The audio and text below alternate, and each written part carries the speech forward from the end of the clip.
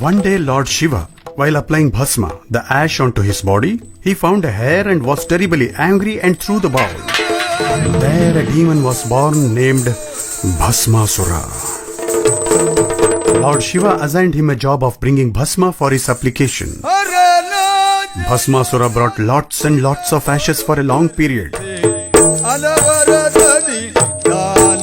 One day, he returns with empty hands, claiming the death rate has come down, no dead bodies to burn, hence no bhasma. He requested Shiva to grant him a boon, as by touching anybody's head, he could reduce them to ashes, by which all unwanted creatures will be destroyed and also get sufficient bhasma.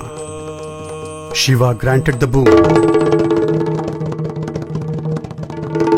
As soon as he got the power, he attempted to test it on Shiva himself. Shiva was shocked.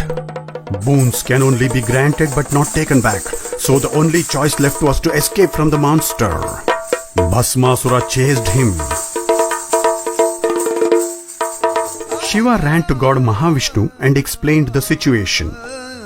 Mahavishnu immediately made a plan and disguised himself as a beautiful woman named Mohini. She was femme fatale. While Bhasmasura was searching for Shiva, Mohini appeared in front of him.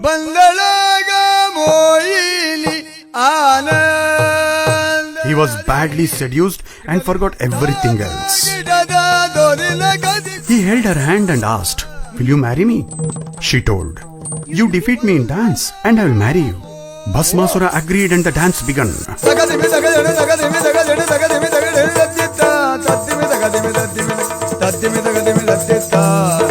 Both of them went on for hours together.